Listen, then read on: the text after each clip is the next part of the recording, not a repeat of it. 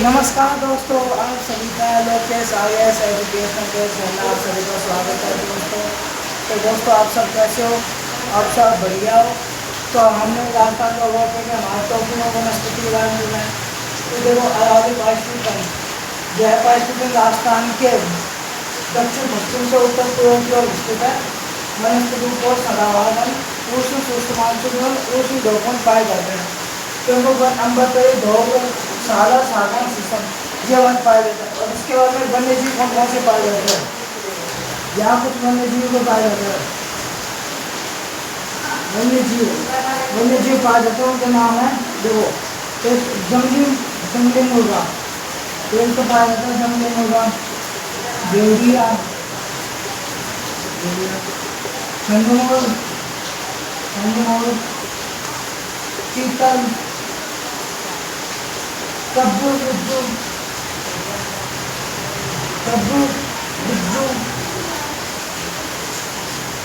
सांबर हिरण, सांबर किसे कहते हैं, हिरण। और साहिल पाए जाते हैं यहाँ। और एक खरगोश भी पाया जाता है। इस पारिस्थितिक तंत्र में ये जानवर पाए जाते हैं: जंगली मुर्गा, भेड़िया, खंडमोर, चीतल, कब्बू, सांबर, हिरण, साहिल या खरगोश। इसके बाद में विशेषता देखेंगे। इस पारिस्थितिकी तंत्र में जैव विविधता अधिक पाई जाती है। इस पारिस्थितिकी तंत्र में सर्वाधिक जैव विविधता पाई जाती है। सर्वाधिक जैव विविधता पाई जाती है।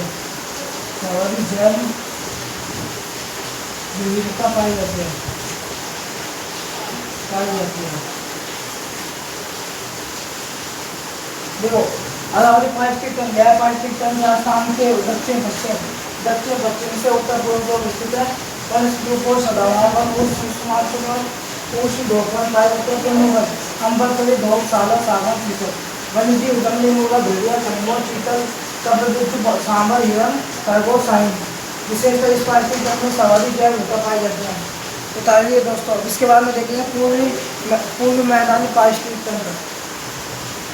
जय राजस्थान पूर्वी मैदान अरावली के पूर्व में स्थित है। बताइए एक बार।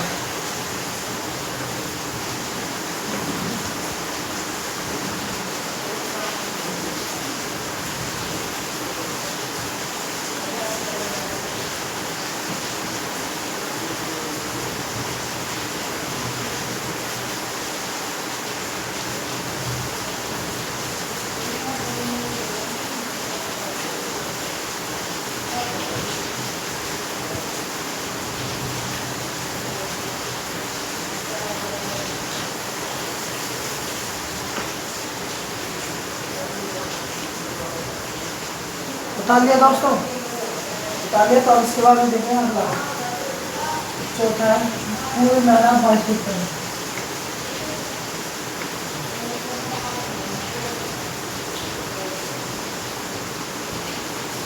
तीसरा नंबर है पूर्वी पारिस्थितिक तंत्र।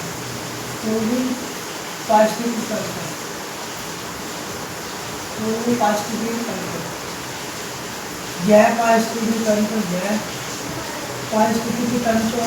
राजस्थान में अरावली के पूर्व में, यह पारिस्थितिकी तंत्र राजस्थान में अरावली के पूर्व में विस्तृत है। फैला हुआ है।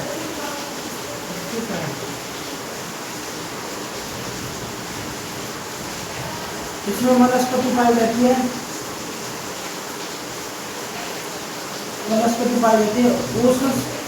उष्ण सागवान वन पाए जाते हैं।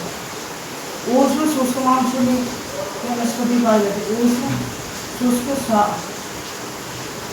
मानसूनी क्या पाई जाती है? वनस्पति पाई जाती है। उष्ण शुष्क मानसूनी वनस्पति पाई जाती है।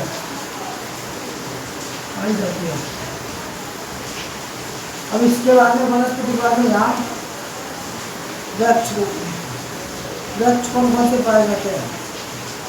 वृक्ष पाए जाते हैं पलाश, प्लास है जिसमें लाल फूल आते हैं, प्लास, खैर, साल, सागवान, साल या सागवान, साल या सागवान, ये वृक्ष पाए जाते हैं। उसके बाद में यहाँ देखते हैं वन्य जीव कौन कौन से पाए जाते हैं।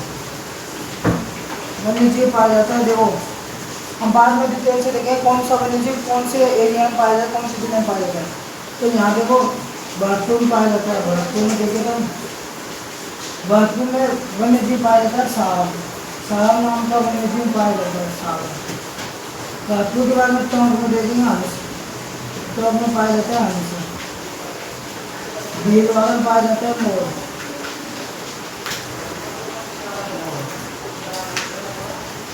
उसके बाद में धौलपुर में पाया जाता है पंछीड़ा, पंछीड़ा,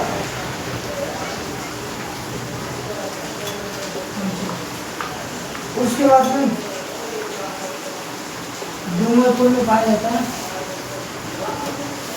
दाक्षिण बगुला, दाक्षिण बगुला पाया जाता है।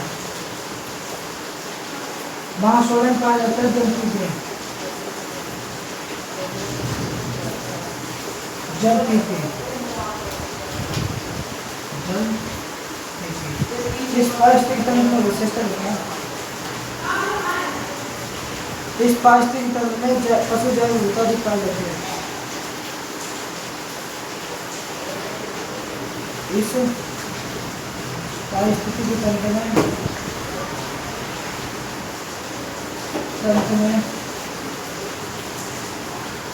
पक्षी जैव विविधता भी पाई जाती है। ये पक्षी पाए जाते हैं, पक्षी जैव विविधता अधिक पाई जाती है, अधिक पाई जाती है।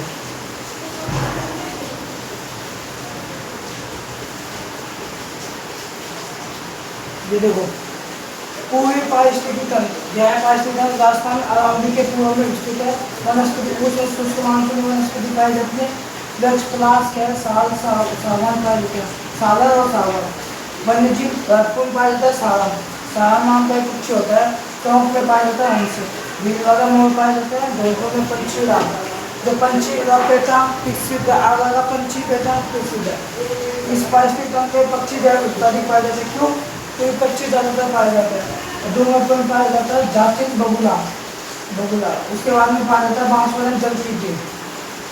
तो ये होगा तीसरा पारिस्थितिक तंत्र। चौथा देखेंगे आरोटी पारिस्थितिक तंत्र।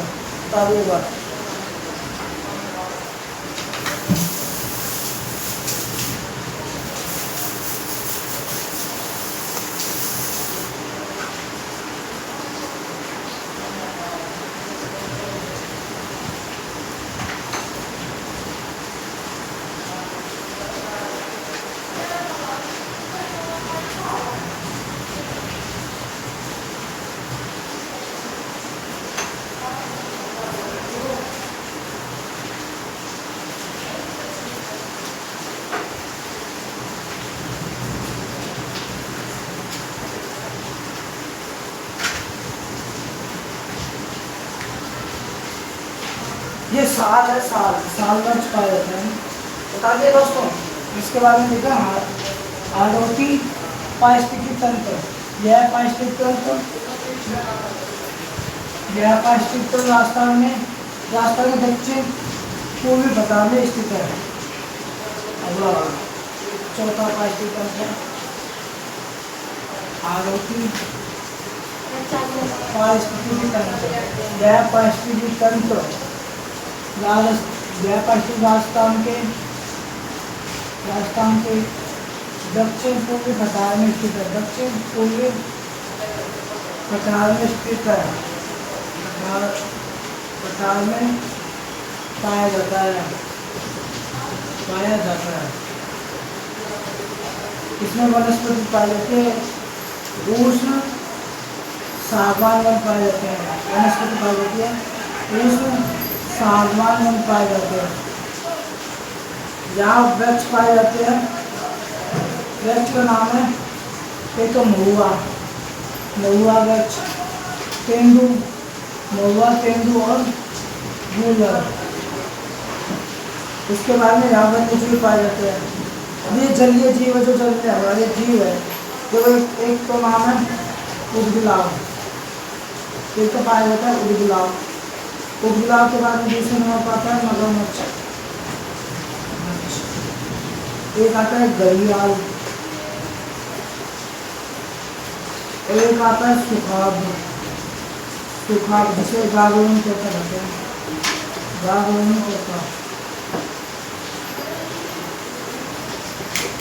उदबिलाव, मगरमच्छ, घड़ियाल, सुखाब और गागोनी तोता अभी विशेषता लिखेंगे।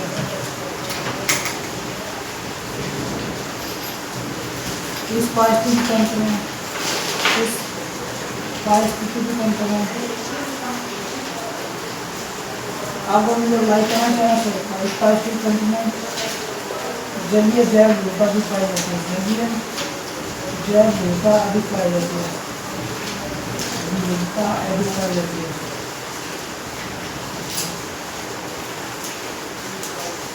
पाई जाती है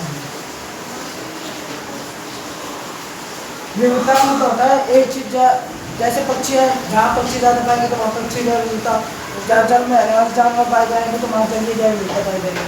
और गुलाब मगरमच्छ, घड़ियाल, सुखाब, एक बार और एक चीज, एक जानवर का नाम लेगा तो गांगेसुर। देखो हालांकि पारिस्थितिक तंत्र आसमान की दक्षिण पूर्वी पठार में पाया जाता है। वनस्पति पाए जाते हैं, उष्ण सागवान पाए जाते हैं, वृक्ष पाया जाता है महुआ, तेंदू, गूलर। वन्यजीव पाए जाते हैं उदबिलाव, मगरमच्छ, घड़ियाल, सुखाब, इसे गागोनी तोता बोला जाता है, और गांगेसुर। विशेषता इस पारिस्थितिक तंत्र में जलीय जैव विविधता भी पाई जाती है।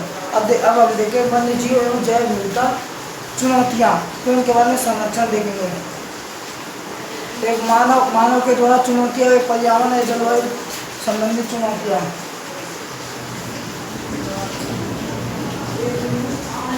बताइए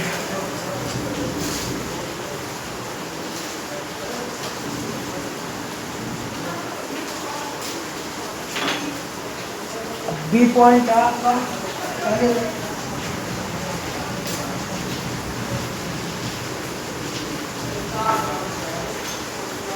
बी पॉइंट है वन्यजीव एवं जैव विविधता चुनौतियाँ, जैव विविधता चुनौतियाँ।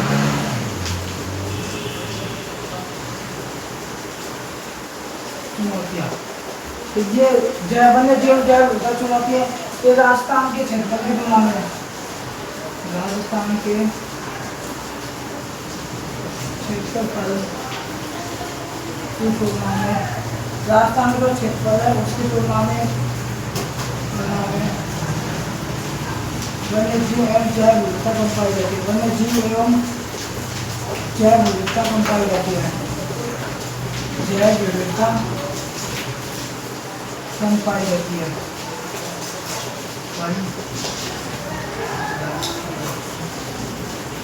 इसके मुख्य कारण कम पाई जाती है, इसके मुख्य कारण क्या है? जैव विविधता कम पाई जाती है, इसके मुख्य कारण है दो। एक तो मानवीय चुनौतियाँ, एक गैर मानव के द्वारा मानवीय चुनौतियाँ, तो एक है दूसरी जलवायु या परिवर्तन संबंधित चुनौती, जलवायु या पर्यावरण संबंधित चुनौती, पर्यावरण चुनौतियाँ। देखो जलवायु एक साइड बीच में लिखूंगा। मानवीय चुनौतियाँ देखेंगे। पहला मानवीय चुनौती पहला था बढ़ती पशु संपदा। पशु संख्या बढ़ने से क्या होती है? जैव विविधता कम होती है।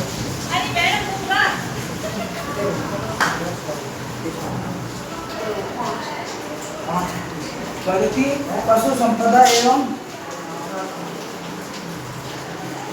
पशु संपदा और वन्य जीव एवं दूसरी समस्या वन्य जीवों एवं मानव के बीच संघर्ष के कारण तो जैव विविधता कम पाई जाती है, कम पाई जाती है, कम पाई जाती है।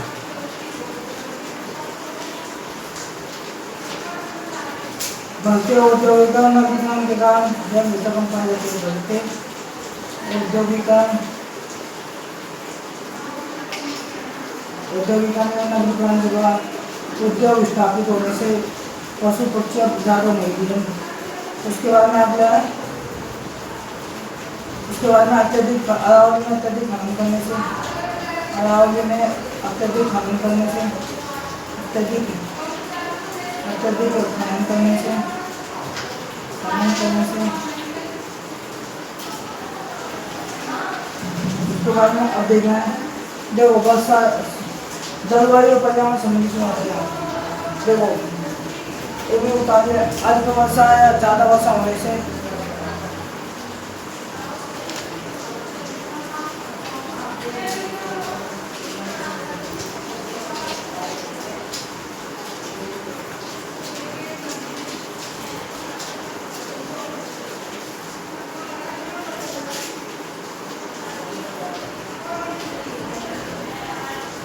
देखो एक पॉइंट तो लिखना है, इसमें एक पॉइंट लिखना है बढ़ती जनसंख्या, बढ़ती जनसंख्या,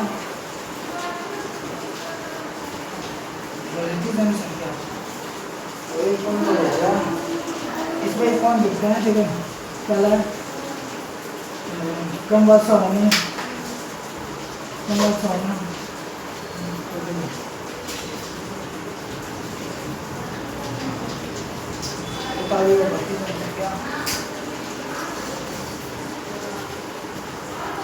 देखो एक पॉइंट होगा वृक्षों का विध्वंस करने से, वृक्षों को काटने से, वृक्षों का विध्वंस, विध्वंस का मतलब होता है काटना, वृक्षों के काटने से जैव विविधता कम होती है।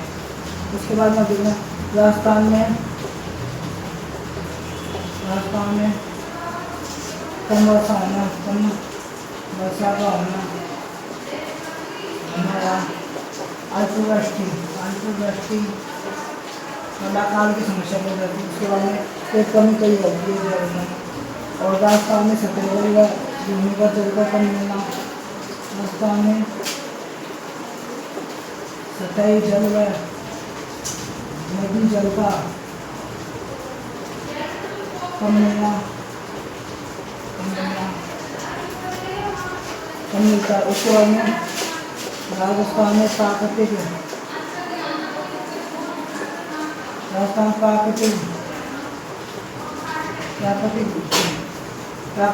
वनों का कम होना, प्राकृतिक वनों का कम हो जाना,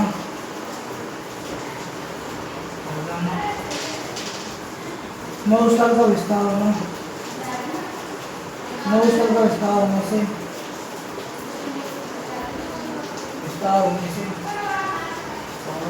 बाकी संघर्ष के कारण ये क्या चुनौतियाँ हैं उठा लीजिए बड़े। अब इसके बाद में हम देखेंगे वन्य जीवों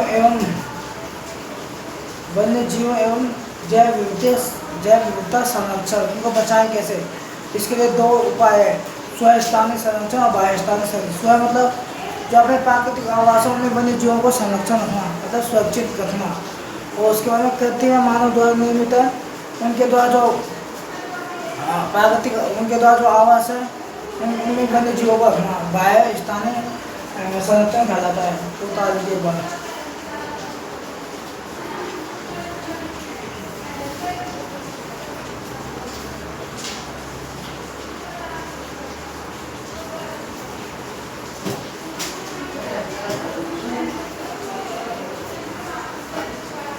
उतार दिया।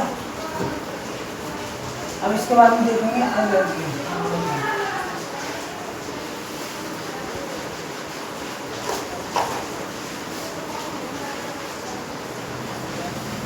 वीडियो को लाइक करना, चैनल सब्सक्राइब करना। अब लाए सी पॉइंट वन्य जीव एवं जैव विविधता संरक्षण। वन्य जीवों को कैसे बचाएं, कैसे रखें, इसको 2 स्तर में बांटा गया है। संरचना को 2 स्तर में बांटा गया है। पहला है स्वस्थानी संरचना, पहला स्वस्थानी संरचना,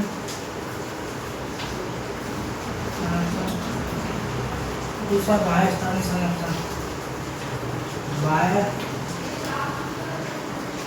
स्थानीय संरचना। स्वस्थानीय संरचना की भाषा क्या है? स्वस्थानीय संरचना की भाषा है कि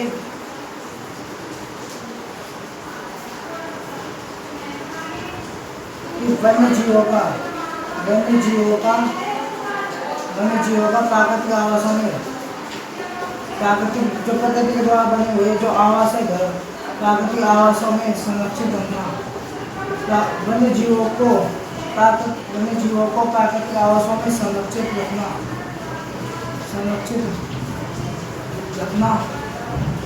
स्वस्थानीय संरक्षण कहलाता है। स्वस्थानीय संरक्षण कहलाता है। दूसरा बाह्यस्थान संरक्षण, कहते हैं मानव द्वारा जो निर्मित आवास होते हैं, कहते हैं मानव द्वारा निर्मित आवासों में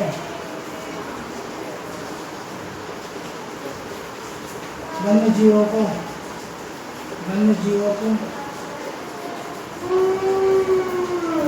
को संरक्षित रखना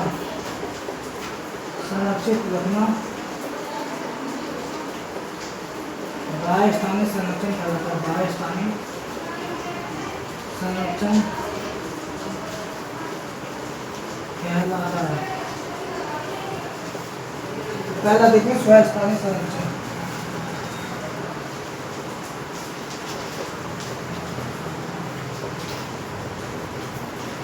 स्वस्थानीय संरक्षण पहला देखें जैवमंडल। जैवमंडल कितना है? देखो राजस्थान में जैवमंडल 0 है, राजस्थान में जैवमंडल कितना है? 0, एक भी नहीं है। और भारत में देखिए जैवमंडल कितना है? 18 जैवमंडल है भारत में।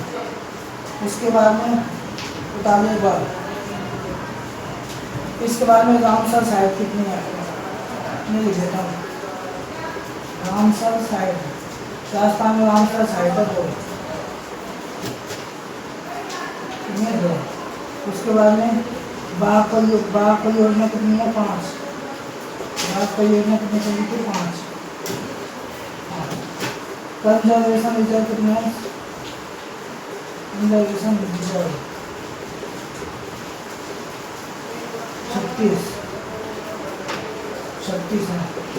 उसके बाद में आपके जो शिकार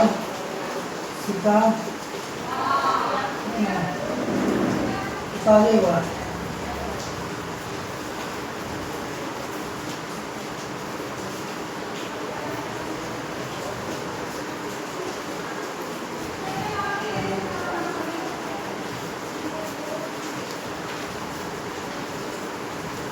जो आपके शिकार निषेध क्षेत्र वो कितना है? ये कितना है? ये है 36। और आपके शिकार निषेध क्षेत्र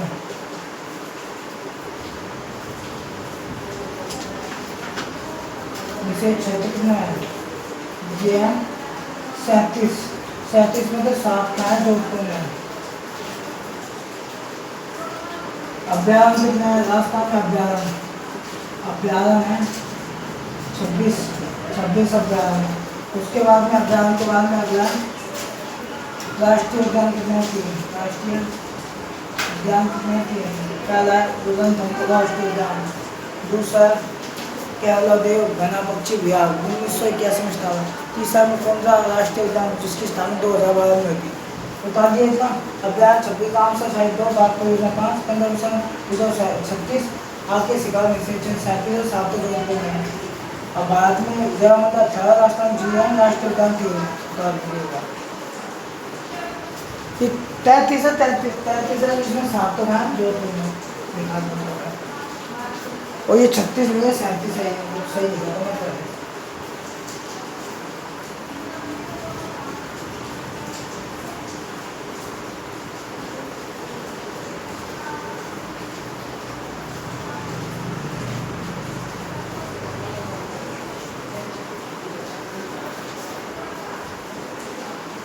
उतार लिया दोस्तों।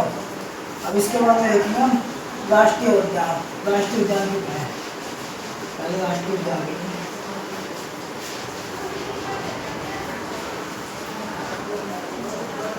जो राष्ट्रीय उद्यान है, राष्ट्रीय उद्यान क्या है, वर्तमान राजस्थान में 3 राष्ट्रीय उद्यान है। राजस्थान में 3 राष्ट्रीय उद्यान है।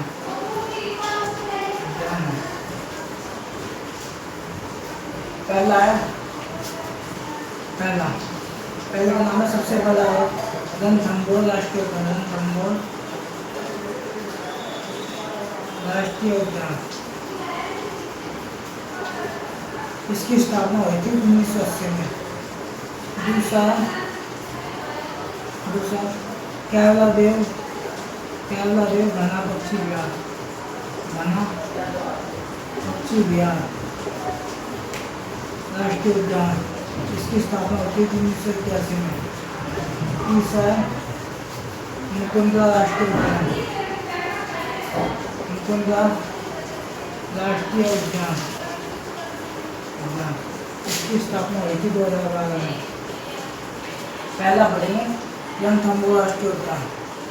रणथंभौर राष्ट्रीय उद्यान, जो पहला रणथंभौर राष्ट्रीय उद्यान है, इसकी स्थापना देखते हैं। इसकी स्थापना हुई थी 1980 में। 1980 में स्थापना हुई थी। स्थिति कहाँ है रणथंभौर राष्ट्रीय उद्यान? कहाँ स्थित है? सवाई माधोपुर में। स्थिति देखिए सवाई माधोपुर। क्षेत्रफल देखिए कितने क्षेत्रफल में फैला हुआ है। क्षेत्रफल देखिए तो 282 किलोमीटर में, 282 किलोमीटर क्षेत्रफल फैला हुआ है। अब उसके बारे में देखते हैं।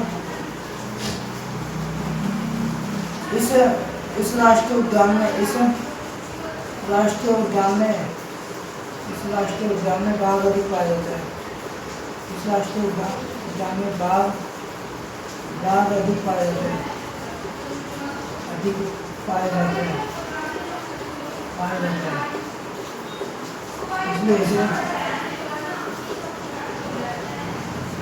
इसलिए इसे बाघों की भूमि।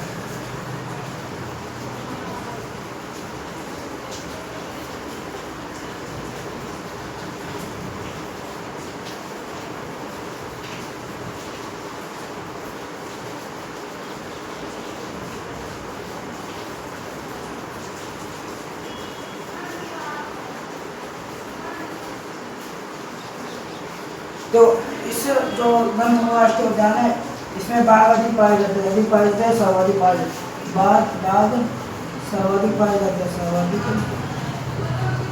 पाए जाते हैं। इसलिए इसे बाघों की भूमि कहा जाता है। इसलिए इसे बाघों की भूमि कहा जाता है। बाघों की भूमि कहा जाता है। यहाँ के प्रसिद्ध बाघ बाघ 30-16 मछली 30-16 मछली रणथंभौर की रानी। अन्य है सांबा हिरण, मंकी वैली, कुकुर घाटी। भौगोलिक विरासत है, भौगोलिक स्थल में जोगी महल पद्म तालाब है। सांस्कृतिक स्थल में देखें तो तिरनेर गणेश मंदिर, जोगी महल। बताइए एक बार।